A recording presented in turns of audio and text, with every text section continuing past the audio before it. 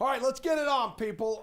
Coming up on the sweat, Kevin Durant to the Celtics. Yeah, there's some rumors, and Jaylen Brown is not very happy about it. Plus, NFL training camps, they're all open, and there's a new way to play fantasy football on DraftKings, so we're going to tell you about that. Rocket Mortgage Classic picks. 3 golf gurus chit-chatting about the best bets. Oh, my God, and speaking of the Rocket, Jared Carrabis in studio, spicy hot takes, and why the Red Sox gave up 28 runs in a game. What the hell's going on, Carrabis? The sweat starts right meow.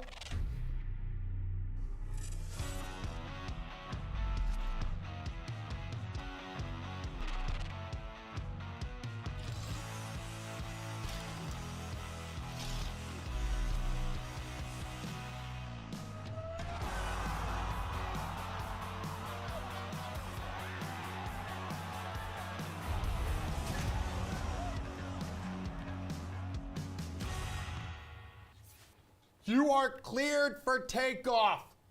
The tribal chief of baseball and DraftKings podcast host, Jared Carrabis.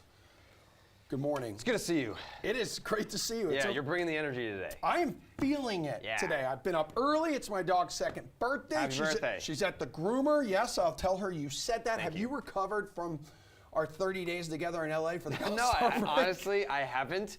And when I was in the hallway just now, I was trying to explain how tired I was. Yeah. And thankfully was not asked why, because the response would have been, I still haven't adjusted to life back on the East Coast. Nobody has. We're weak and feeble in our older age. But I want to start with some good news here. I want to take you to your happy place. Okay. So let's start with David Ortiz being inducted into the Hall of Fame. What was your favorite part of Sunday?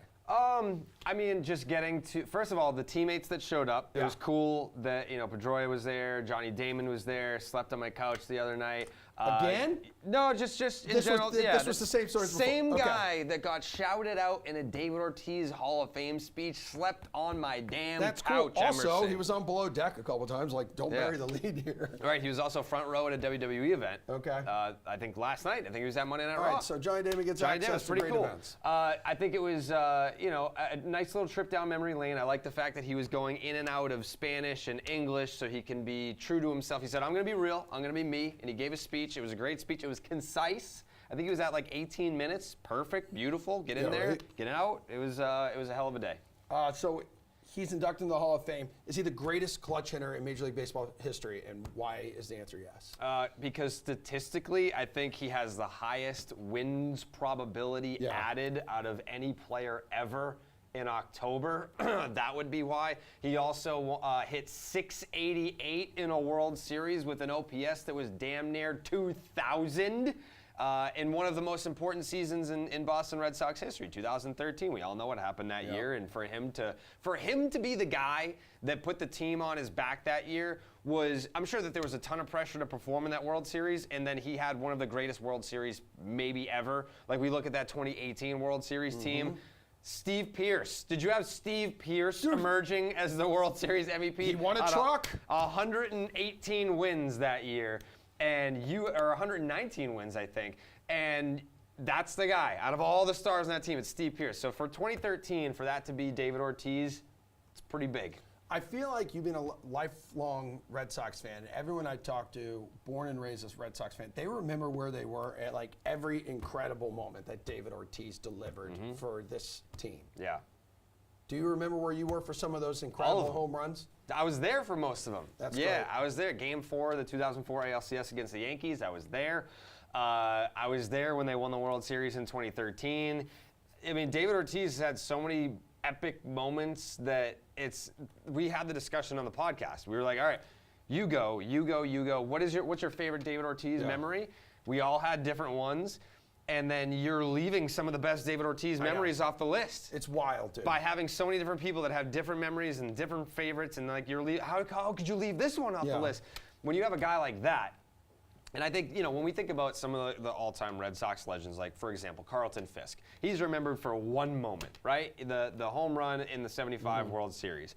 And there's some of these other Red Sox legends where it's like Ted Williams. When you talk about Ted Williams, you talk about the scope of his career. Yep. You talk about the fact that he missed 3 seasons to war and then came back and the MVPs. It's not one singular moment with guys like that. But David Ortiz, you can make a top 5 list that has all-time baseball moments, not just David Ortiz moments, not just Red Sox moments. These are all-time baseball moments, and then still be leaving some off. So that kind of just encapsulates how great he was. Who's the David Ortiz in the game right now? Who's the greatest clutch hitter active in Major League Baseball? Oh man. Yeah, this is a tough one. Yeah. And I'm glad I'm not answering it. Yeah, I would say there isn't anyone like Ortiz right now. Like if you were to kind of go, I guess like Carlos Correa has had some pretty big hits, but I don't think anyone is sitting there comparing him to David Ortiz. Okay. You have to compare to David Ortiz. It's not just regular season clutch hits. You're talking about big postseason hits. So you're looking at the teams that have been there, and it's the Astros. The Astros are there every year.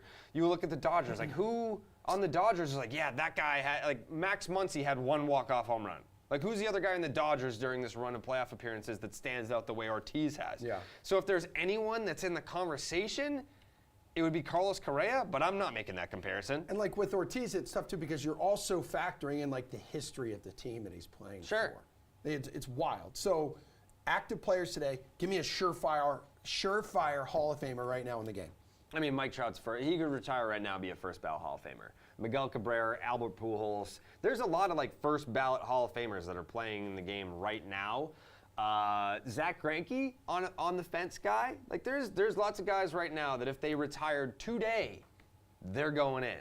But in terms of guys that, you know, if they're on a Hall of Fame trajectory, that's a more interesting conversation. Okay, so is there someone on the fence right now? Someone you maybe got to see a little more out of here in the next couple of years? I mean, obviously, Juan Soto's name has been in the news a lot lately, and that's a guy that... I mean, he's so young, dude. He's got so much ahead. Is there someone on the back nine of his career that we've got to see more? I mean, Justin Verlander, another guy, first ballot. I don't know that there's someone that's like, you know, like 30, 33 years old. Usually, like, if you're there and you're, like, on the fence. I mean, because with Mike Trout, we know. Like, Mike Trout is, what, like 30, 31 years old, something like that? Like, a lot of those guys, it's like, yep, Hall of Famer. We've kind of been really lucky with that recently with guys that you can look at them and be like, that guy, Hall of Famer. And not just a Hall of Famer, but first ballot. And a guy early in his career you predict will end up in Cooperstown. You just mentioned Juan Soto. Is there anybody else? I think we're looking at a lot of guys that we are. I think it's a great time for the game with some of these young stars. Like, I do think the next decade looks really good. Yeah, and I think, you know, because Juan Soto's a guy that you're looking at his numbers because he's in the news right now because of the trade rumors and where he is in terms of what he's accomplished by his age. And then you look at the players in that class, and he's surrounded by Hall of Famers. So Juan Soto, if he keeps it up, Hall of Famer. Fernando Tatis Jr. is another guy. Vladdy Jr. is another guy. There's a lot of young, talented players in the game right now that I think if they continue on their trajectory, but again, some of those guys that we just mentioned, Tatis, you have to stay healthy. You can't just make it into the he would have been a Hall of Famer Hall of Fame. You know, you have to be on the field. I want to get back to Soto in just a second, but you are the king of Red Sox Nation here. I mean, how the hell do you give up 28 runs in a game, dude? I was out having dinner with my wife and some friends. Every time I look up TV, it's like Toronto has 4 more runs. There was an 11-run inning there. I was there. You had to be numb. You had to be feeling no feelings because you were simply dead inside. Yeah, no, I was dead inside for sure. You know how you combat stuff like that? You just start rooting for the Blue Jays.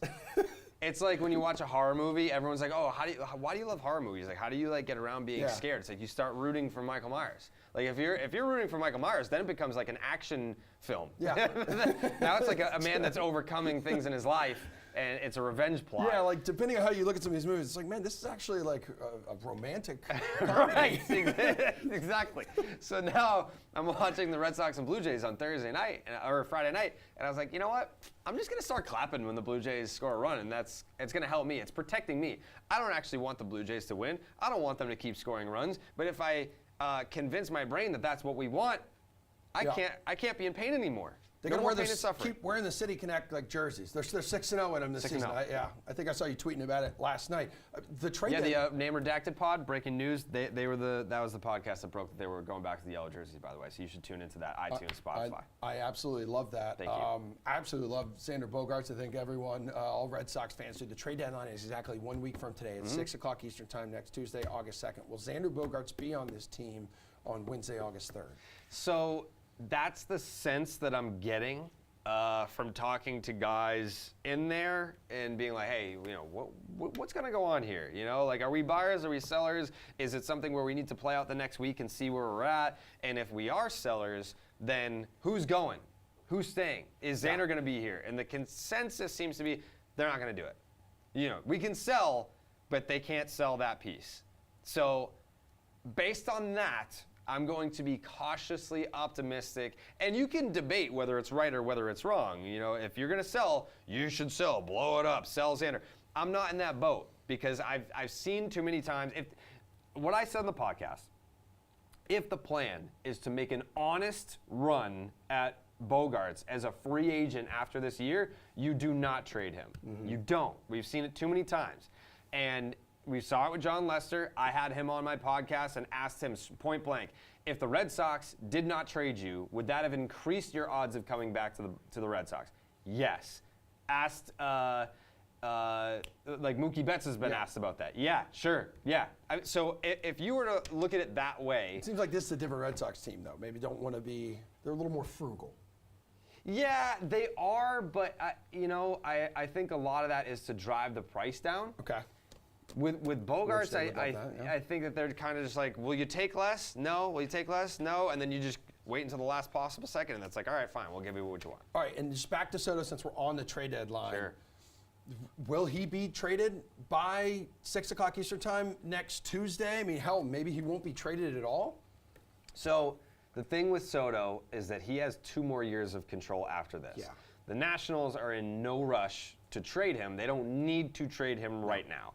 But in order to maximize your return, 2.5 years of control is greater than 2 years or 1.5 years. And I think when you have teams that are in a pennant race right now that may feel like they're on the fence, or they may, a team like the Yankees where it's like, hey, we might let Aaron Judge walk after this year. So imagine having half a season with Stanton, Soto, and Judge in the same lineup. Damn. Like, that's not an impossibility. So you might have a team get super desperate and go all in and get him right now. Gun to my head, my gut says that he doesn't get moved, but my heart says that he does. My heart says that he does. And MLB.com had a whole report polling executives saying, does he get moved at the deadline, yes or no? And 8 said yes and 7 said no. Damn. So no one even in that position really knows what the outcome is going to be come deadline day. But it would make sense if he didn't. Because if you're the Nationals, it's like, all right, 2.5 years versus 2 years of control. Like, we could get maybe more people in the mix this offseason. We might use this deadline to set up the framework for what a potential trade would look like in December. So, if I'm the Nationals, it makes more sense to wait, but it could also be the deadline. I don't know. Like you said, out at All-Star festivities there in LA, he's not saying no to like the close to $500 million. He's saying no to the city. So as always, he could be saying no to this ownership group. Okay, that's true too. Because they might be switching owners. As always, we're going to close out this segment, the takeoff, with your hottest take from around baseball. So what do you have for us this week? You can lock eyes with the people at home. You can lock eyes with me. You can lock eyes with both. I'm going to do both. Because this is a pretty hot take. And I feel like people aren't gonna. Yes. It's not gonna like connect with people right away. Yeah. But you got to sit on it. Yeah. Sit on it. Come on. All right. Come on. Here's my take now. Here's the take. The Yankees should be sellers at the deadline. Oh. And now let me explain. Let me explain. Okay. The Yankees should be sellers at the deadline because if the whole goal is to win the World Series, they're not getting through Houston. Houston's 5-2 against them this year. You're going to be losing Aaron Judge anyway to free agency. Didn't you just say they should bring on Soto? You're not going to trade for Juan Soto. He's going to the Cardinals, by the way. Juan Soto to the Cardinals. So you're not getting Soto. You're going to let Aaron Judge walk. You're not winning a championship this year, so you might as well trade Aaron Judge right now, get the pieces for him to start building for the next Yankee core, because let's face it, this Yankee core didn't win anything. They didn't. You're going to lose Judge. You already lost Gary Sanchez. Brett Gardner's in a retirement home right now. Listen, Incredible. hey, this is baseball 101. If you can't win a World Series right now, knowing that this is the last season that they're going to have Aaron Judge, you got to move on. You got to trade Judge and turn the page. Start over. It's a new core. Bonus question. Should the Celtics trade Jaylen Brown? I saw the Marcus SMH Smart for Kevin Durant. I saw the SMH tweet. Yeah. I would be upset if I were him too. Right. But you got to do it. You got to you have to do it. Really? You're saying bring on Kevin Durant? Yeah. Oh, this is amazing. Have to do it. Well, the good news is we're going to ask a couple of our NBA analysts that question right after this break. Thank you, Jared Carrabis, thanks for having as always, me. for coming in for Appreciate the that. takeoff. Thank you. Thank you. Love you too. Love you.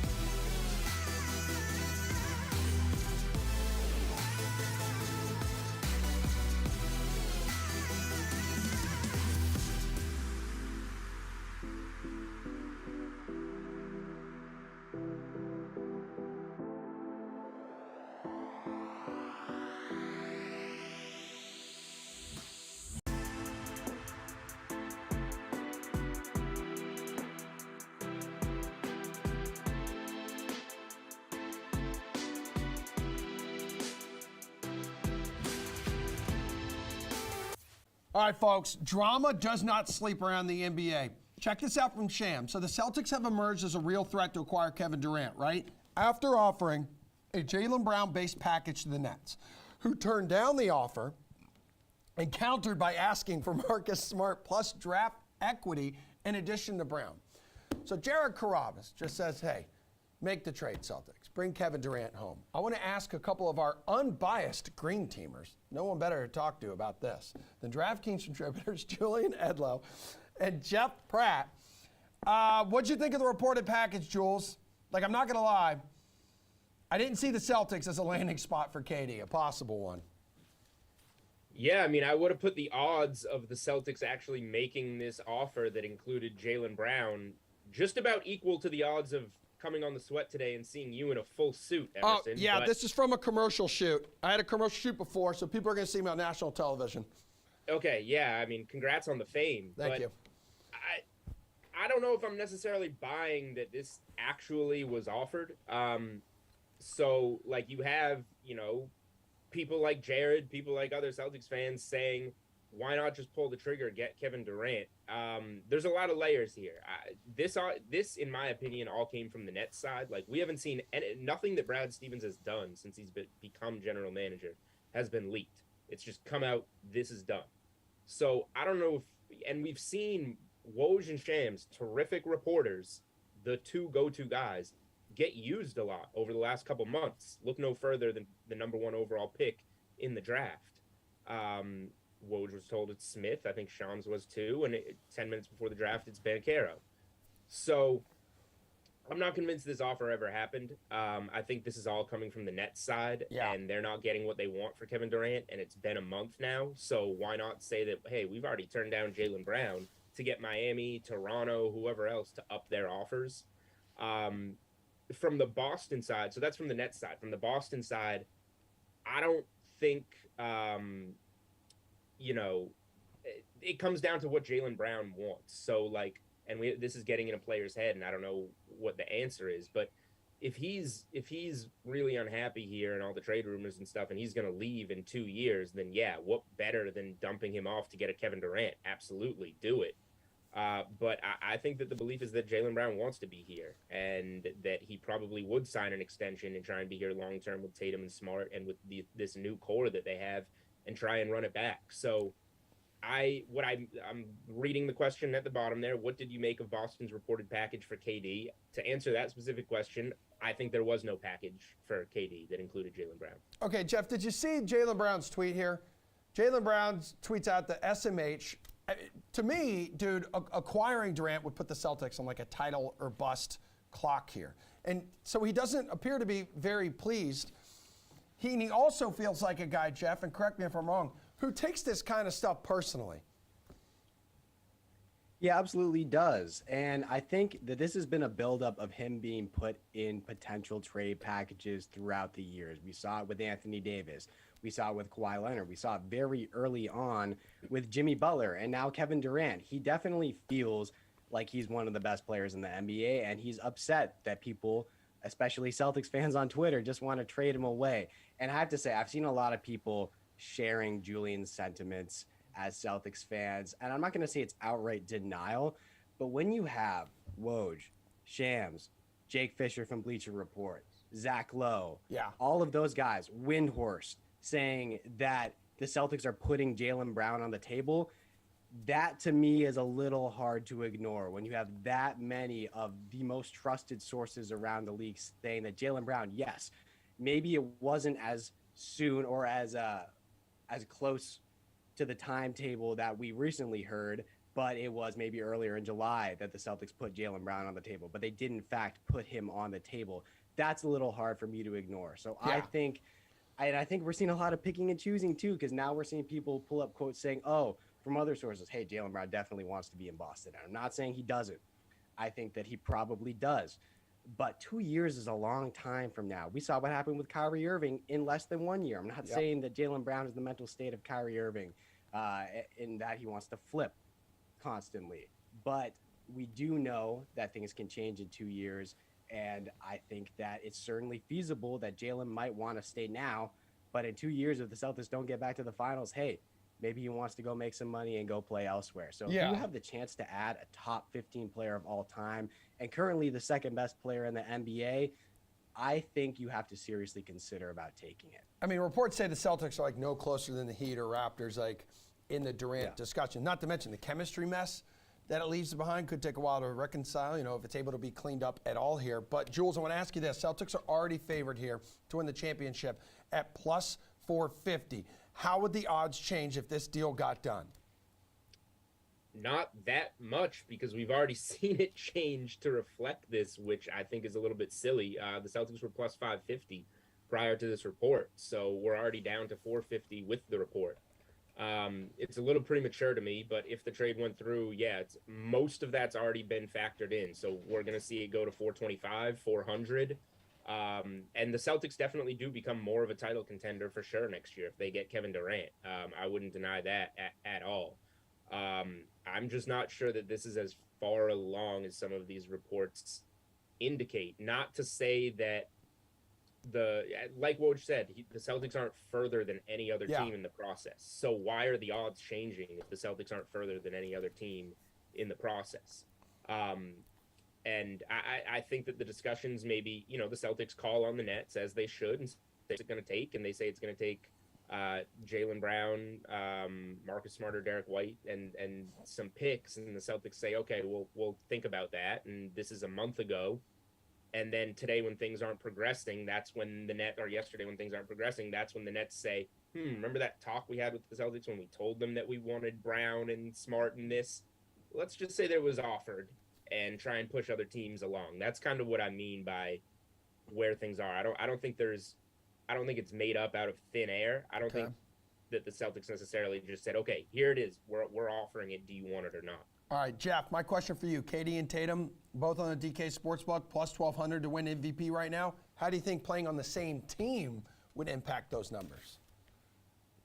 I think you definitely see Tatum slide down the board a little bit. I'm not positive what it would do to Kevin Durant's numbers because we've seen him produce at an extremely high level among other superstars. We saw it in Golden State. We saw it in Brooklyn. Yes, it was for a very limited time in Brooklyn that he was actually playing together with Kyrie Irving and James Harden, but he still did it. Last year, he still put up nearly 37-7 on 38% shooting from behind the arc. So he is still playing at an extremely elite level. And Jason Tatum, him sliding down to, not necessarily the number 2 option, but the 1A option to Kevin Durant's number 1 option. I don't see a path for him realistically to win MVP unless KD misses 30 plus games and Tatum just goes for 30 and the Celtics are the best team in the NBA and all of that is realistic. I think Kevin Durant could absolutely win MVP and his numbers might honestly see a little bit of a bump if this trade is made. Yeah, I'm looking forward to seeing how this saga plays out, guys. But lovely work, gentlemen. We've got to take a quick time out here. On the other side, we're going to tell you about a new way to play fantasy football on DraftKings. Plus, Reed, Jeff, and Jason are standing by to dish out their best bets ahead of the Rocket Mortgage Classic.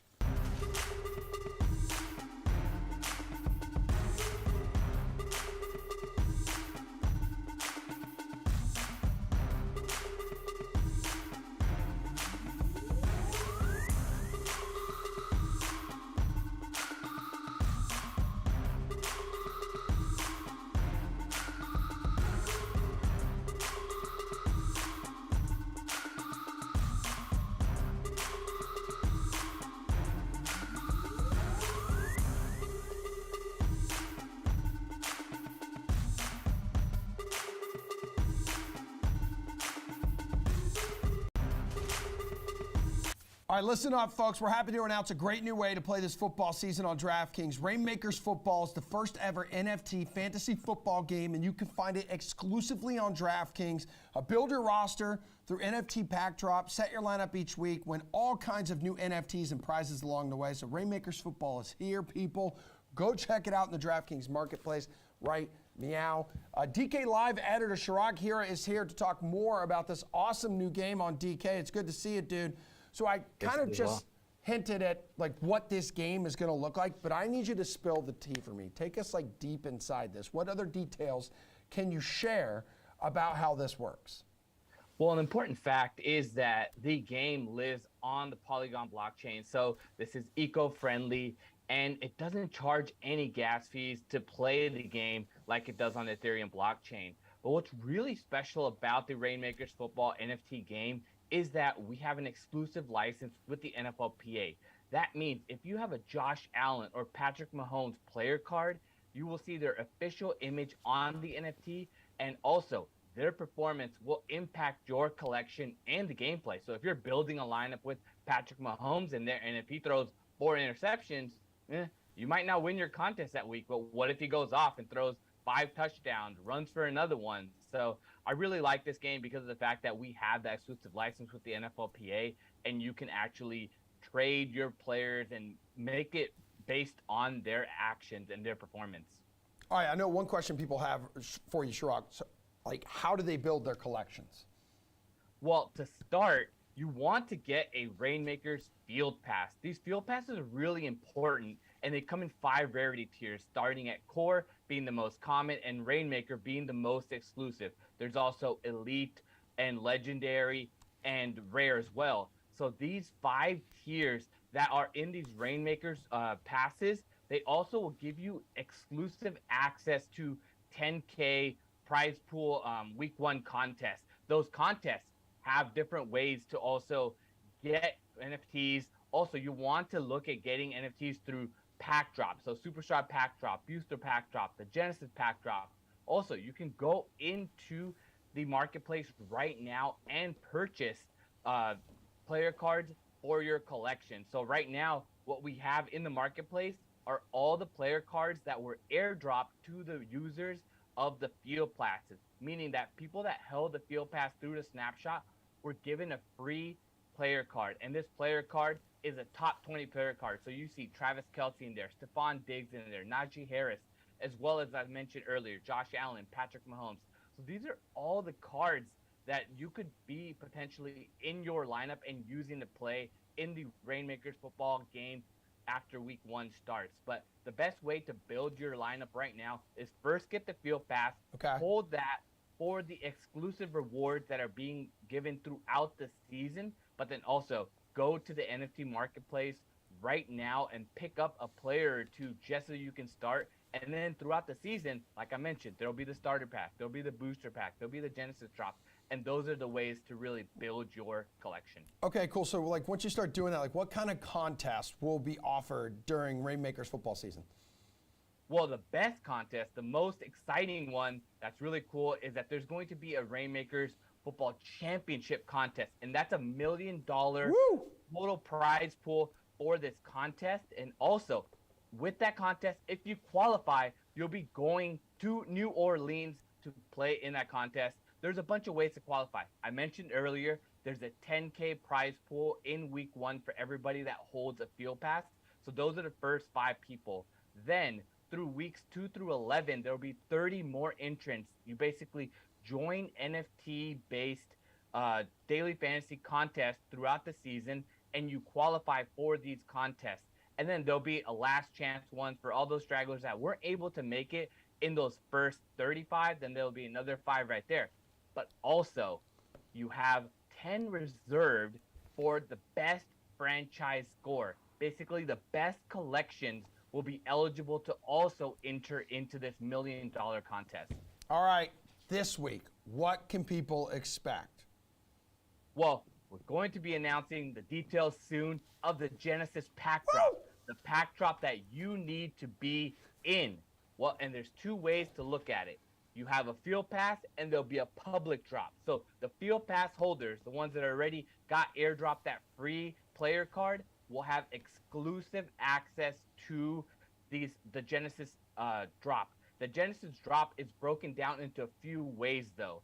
If you hold a Rainmakers exclusive card, like a legendary Rainmakers elite tier, then you get into higher chances to purchase these Genesis drops. And you can purchase 1 pack or you can purchase multiple packs in this drop. So it really sets up, this is the big opportunity here to build your collection with amazing player cards. 1/3 of the supply is reserved for the pre-sale. So that means that if you want exclusive cards that will be holding value throughout the season, that can increase in value from superstar players, great players, rare and legendary Rainmaker tier cards, you're going to want to get in on the Genesis drop. And like I said, preferably get a Rainmakers field pass so you can get that exclusive pre-sale access, but also there's going to be a public drop as well coming. Shirag, tremendous help. You're a gentleman and a scholar. Great having you back here on The Sweat. Folks, friendly reminder, go watch some of my conversations with DraftKings co-founder Matt Kalish right now as we get into even more detail about DraftKings Rainmakers. You can find those on the DK YouTube page or just head over to the DraftKings Marketplace for more information. We're dipping our sausage toes into the baseball bargain bin after this quick break.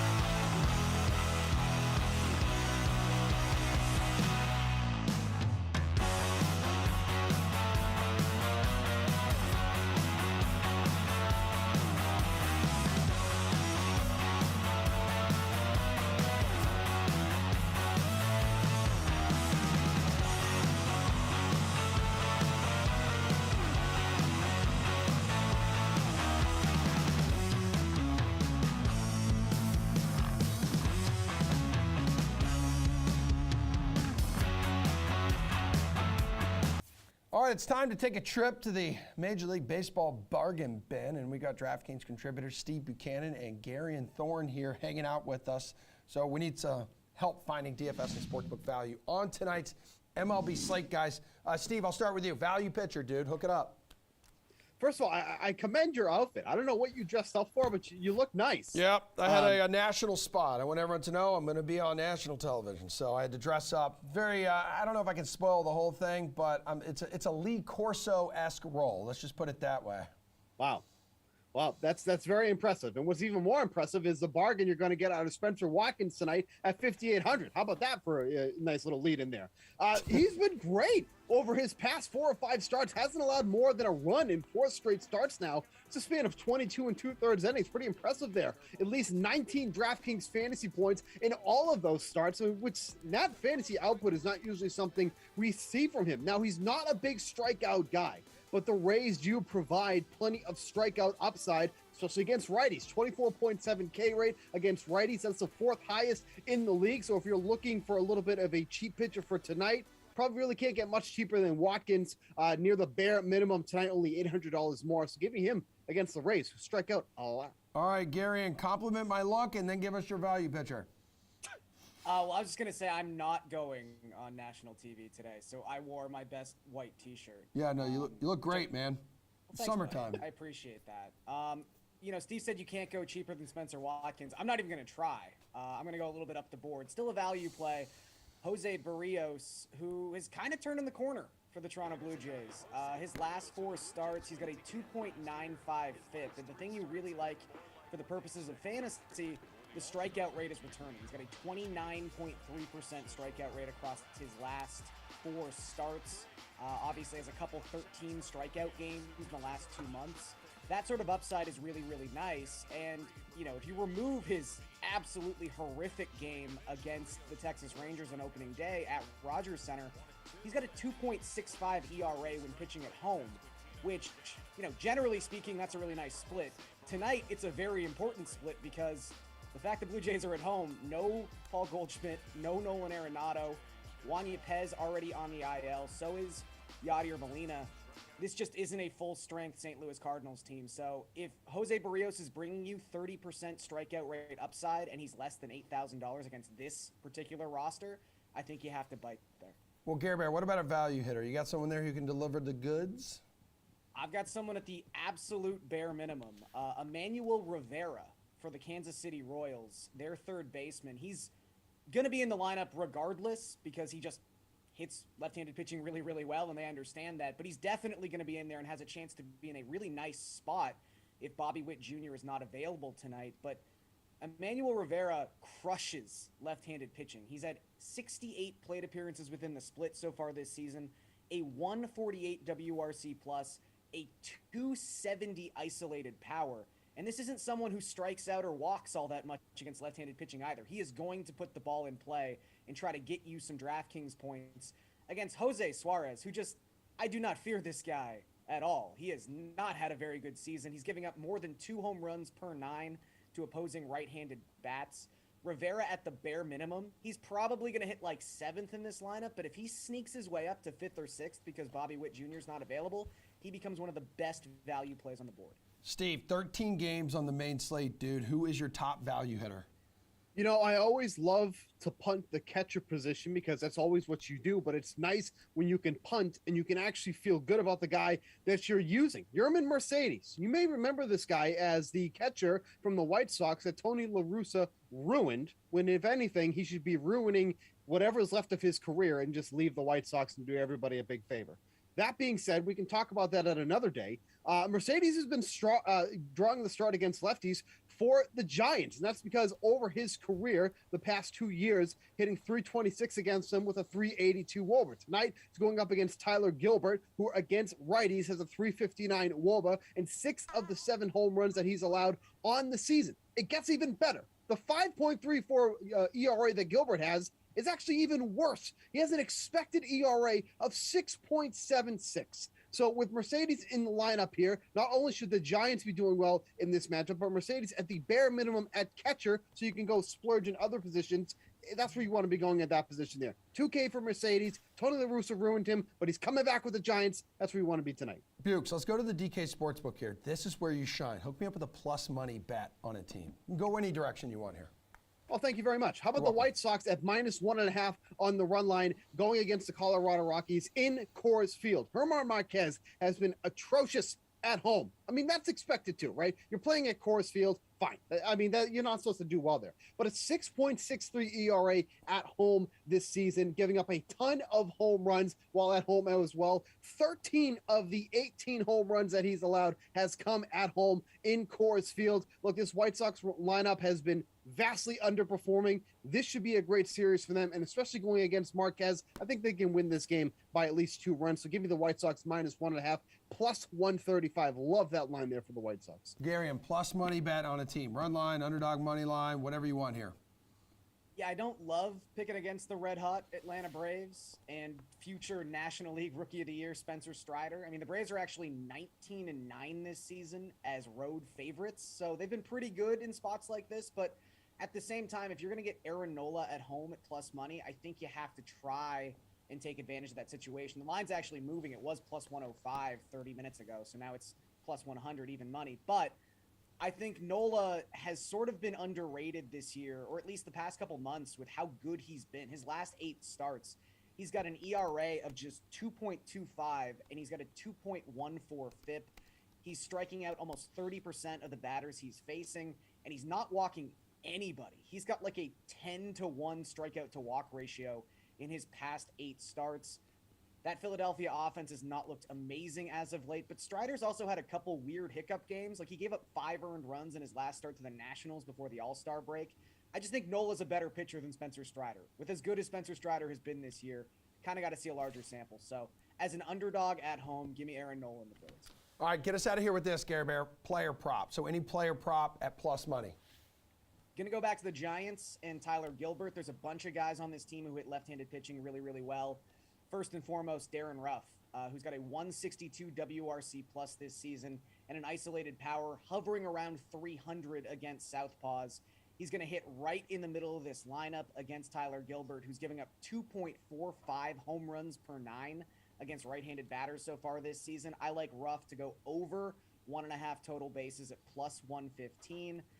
You know, this is someone who just hit a home run, a towering home run off of Clayton Kershaw. I think he can do some damage against Tyler Gilbert. Bukes, what do you want?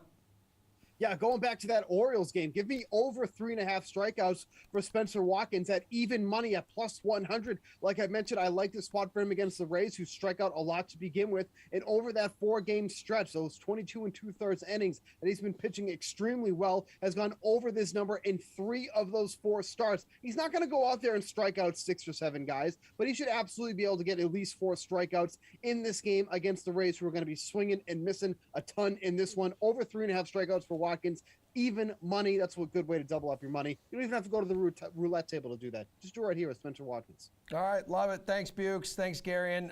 We've also got some value bets coming up on the links. Jason, Jeff, and Reed are here for a little betting preview of the Rocket Mortgage Classic. We're wrapping up the show after this break.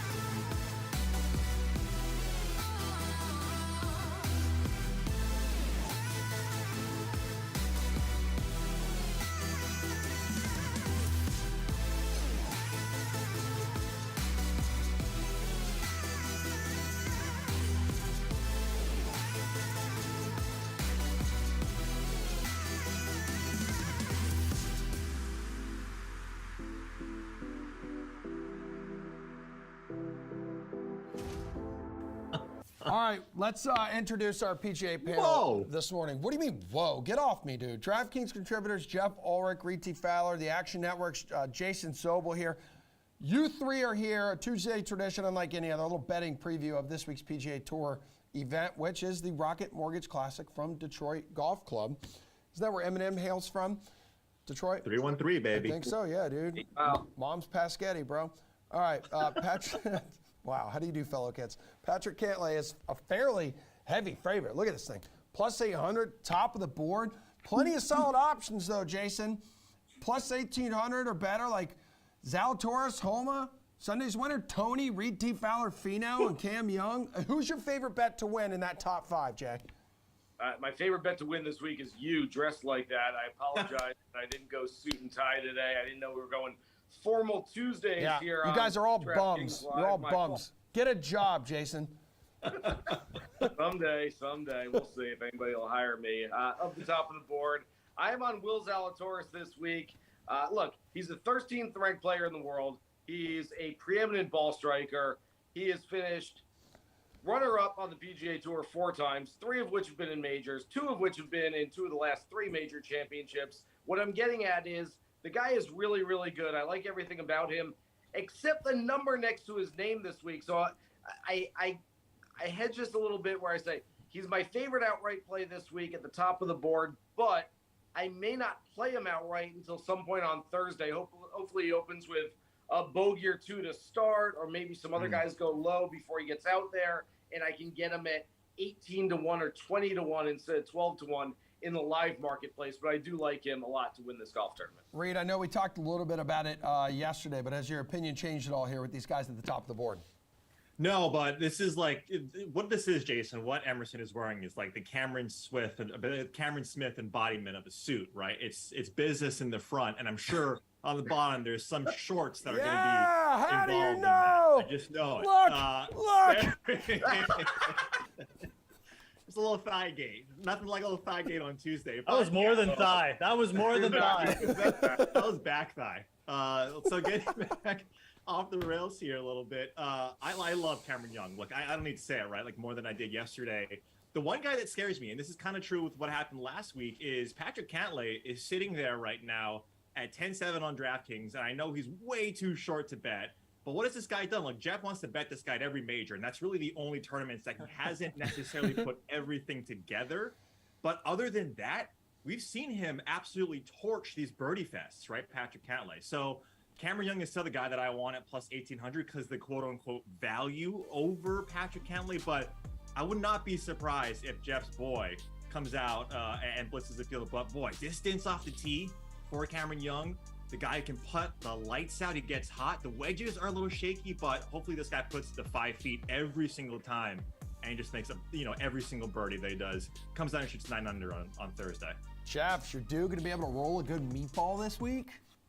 I mean, yeah, like Reed alluded to, I don't really want to bet anyone. I don't really want to bet any of the top 5 players this week, but like, what have we seen this like even just recently in these weaker field events? Tony Finau winning a plus 1,100, Rory McIlroy winning the Canadian Open in a weaker field. Like the favorite, John Rahm winning in Mexico.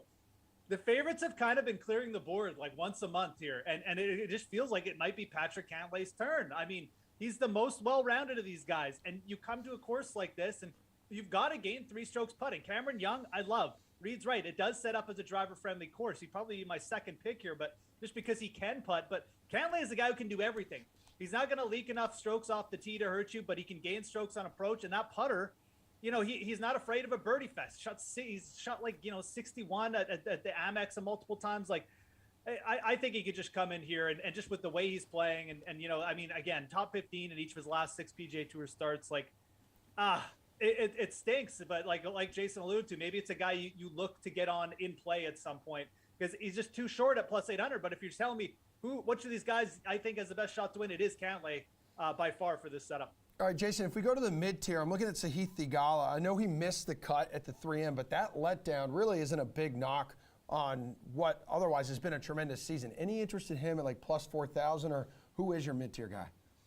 First of all, I'm going with whatever Fowler says. He's already made the greatest call of the week on you being business up top and party down low. So, in any case, no, Sahith doesn't have too much interest for me. I think there's still something a little not quite right with him. I don't know if it was injury. I don't know if there's a little illness, but I'm still just off Sahith a little bit, which is weird for me because I usually love him in any format pretty much every single week. But I'm off of him. This mid-tier, just after the top guys, doesn't interest me a whole lot. If I'm not going with a can't lay. And Jeff made a really good case for him, and I do like him. Just that number is short. Maybe pick him up live. Same thing I said about Zalatoris. Same thing with Cameron Young there as well. If I'm not going after one of those guys, I'm probably going a little bit deeper in the pool, get guys who are 65, 70, 80 to 1 and longer. Maybe Cameron Davis, the defending champion, always feels like sort of playing the number that just hit on the roulette wheel, playing the defending champion. You're essentially just hoping it doesn't hit, and you're putting a couple of chips on that number, hoping that it doesn't come up again. Davis Riley, a little interest. Russell Henley's barely played any golf other than the major championships over the last 3 or 4 months. So yeah, really, I'm sort of bypassing that range after the top guys. Yeah, Reed, how do you feel about this range? Yeah, so this range I probably would reserve for daily fantasy for the most part, right? Because I think there is some win equity when you get in that like $8,000 range, which seems like, you know, not a lot of people are going to roster, right? They see the 10K guys, they're cheap, and then they want to, you know, jam a couple of the guys in there. Then they'll probably skip the 8. That's where these guys probably will pay the most dividends, right? Like the Davis Rileys of the world definitely could win this, but top 5 does not seem out of the realm. Mark Hubbard is the one golfer that I'm looking at specifically at plus 5,500 in this range if I'm going with anyone because of what he's done leading up to this event. The withdrawal last week wasn't injury related, right? His caddy, his brother said that, look, he's already going to withdraw. He's probably just wants to take a beat. He has points. He doesn't need to play in that tournament. So I'm not too concerned with that withdrawal. And if you take a look at what he's done leading up to this event, putting and irons, right? If you're not going the Cameron Young route, right, or the Cameron Davis route, guys just bomb it off a tee with no regard to accuracy. You need that Kevin Kisner archetype. You need the Danny McCarthy type of player. And right now, the guy who's playing the best in terms of their irons is Mark Hubbard at plus 5,500. All right, Ulrich, how about you, man? Anyone in this mid-tier range that you like? Seems like the other two dudes are kind of off of it. No, this is kind of where I like starting. I mean, again, if you're not going to bet the favorites, I think that grabbing a couple guys from this range is good. I mean, I mentioned Chris Kirk yesterday, but I like Danny McCarthy. Look, the one thing that you do, yeah, I mean, it's a driver-heavy course this week. We know that. But, like, look at what Nate Lashley did in 2019. This course can be had by guys who can just light it up with their irons and the putter, and that's Danny McCarthy. I mean, even Bryson, when he won, he gained over 7 strokes putting. You look at what Danny McCarthy has done. Top 10 at the U.S. Open. We have seen players parlay these really good results at majors into wins eventually. Danny McCarthy gained 6.3 strokes ball striking at the John Deere Classic, also top 10 there. That was actually his best ball striking week of his career. He's been more consistent off the tee. We know what he can do on the greens. I think this guy is ripe to break through. I really do. And I think that the confidence from the top 10 there at the U.S. Open is gonna flow through, hopefully, in one of these next 2 starts. But I like starting with him. I think Cameron Davis is very bettable. And like I said, Chris Kirk as well, a player who I think, he's top 25 at this event the last couple of years. Just a good all-around player. If his putter shows up, I think he'll be in for a good week. So some players there that I like, but McCarthy is the one that I'm really going to bet on. All right, Jason, you're not very interested in the mid-tier guys, so let's talk some long shots. So who's a guy or two maybe you're going to put on that betting card with longer odds? Yeah, so I'll start that with Taylor Pendrick, who was hurt for much of this year. You probably didn't hear much about the PGA Tour rookie, but he's been 11th and 13th in his 2 starts, coming back. Very good driver of the golf ball. Again, a little sprinkle on outright, but a lot of these guys are more top 10, top 20 type plays. Pendrick, Kurt Kitayama, who's been all or nothing this year, but I'll take that when I'm betting on a guy. I'd rather that than consistently finishing in 31st place. Alex Smalley has a little of that all or nothing to him as well. And then there aren't many times throughout the PGA Tour season when you can bet a guy who just won 3 weeks earlier and get him at 130 to 1 outright. Yet that's the case this week in a moderate field. Trey Mullinax is a very good player, 9th on the PGA Tour in driving distance. I've had other PGA Tour players tell me over the last couple of years, hey, name a guy who people don't know about, who's more talented than anyone realizes. Multiple players have told me the name Trey Mullinax. He's playing with literally nothing to lose right now, having just won the Barbasol, playing with house money. He has his card for next year and beyond. I like the fact that he can play with some freedom this week. He's 130 to 1 at DraftKings right now. Reed, which long shots are in your articles this week? Yeah, I like that. I like that quite a bit there, Jason. I'm piggybacking on Sobel's pick last week and Wyndham Clark. right? You know, we talked about these events where you want to get these guys that might be playing for a little bit more, or guys that might be on that secondary, tertiary level. And Clark right now, we know distance, he has this in spades, right? He's just a guy who he bombs it off the tee, not exactly the most accurate. And if you look at his putting, currently right now, it's much lower than his season average. And we know that can switch, right? He's a solid putter if you look over the long span.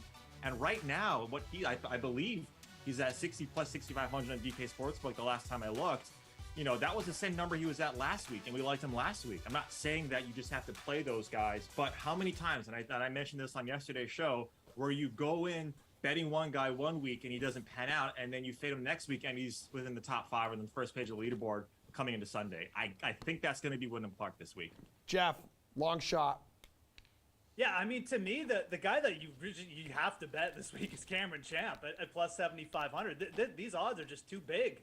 I mean, everyone's hot and bothered over Cameron Young, but like, let's not forget. I mean, like, Cameron Champ is essentially the guy, the prototypical. He's like Cameron Young. I mean, these guys have the exact same game. They're both really, really good spike putters, and they're just monsters off the tee. And what has Cameron Champ done since he's come on tour? He's won literally every single season. He's been a 1-win-a-year guy, and he showed some confidence last week. He gained multiple strokes putting and on approach for the first time since like the Carter administration. So. Cameron Champ is a guy at plus 7,500. I just think that people are putting too much stock into all that, like 6 missed cuts in a row. It's a guy who gets one sniff of confidence. He will come back and just light things up. He's got 4 short par 5s to work with. I think he's an absolute must bet. I do like the names the guys are throwing out. Like Kurt Kitayama is a player I'd be perfectly willing to bet on at plus 10,000 or more. He's shown on the European Tour he does not mind going low. He can certainly get it done. Mullinax is a favorite of mine too. I'd throw out Chesson Hadley at plus 18,000 too. For the simple fact I liked him last week. He top 10, and now his odds have gotten bigger somehow. So I think Hadley at plus 18,000, just the odds are just almost ridiculous for a guy who's actually shown pretty good confidence of late too. Jeff with the boomer comment and Jimmy Carter. No one knows. By the way, Cameron Champ is the NFL receiver who once every 6 weeks goes for 9 catches, 183 yards, and 10 touchdowns, and you're like, I'm picking him up. This guy's my lineup every week. And then he goes 1 catch for 9 yards. Yeah, you get your Cameron Champ win, and then you just fade him for a year. It's week 1 Sammy Watkins. We all know that. Yeah. All right, finally, Reed, you said yesterday Cam Young was your pick. Jeff, you had Kirk. So, Jason, this one's for you and you only. Favorite bet to win the Rocket Mortgage Classic. Who you got? Yeah, Emerson, if we're going just pick a winner, I'm going Will Zalatoris. But again, I'm going to wait for my 3 favorite players on top of the board. Cantlay, Zalatoris, and Cameron Young. And if I can get one of those guys at a bigger number at some point live, then I pick it up then. All right, awesome. We're out of time, everybody. Thanks for hanging out with us. We're back here live in studio, 11 o'clock Eastern time tomorrow morning. Reed, Jeff, and I, the gorgeous golf gurus, of course, will be on the slate tomorrow. That's 5 o'clock Eastern time. Tonight, I don't know who's on and what they'll be talking about, but you should watch. So we'll see everyone tomorrow.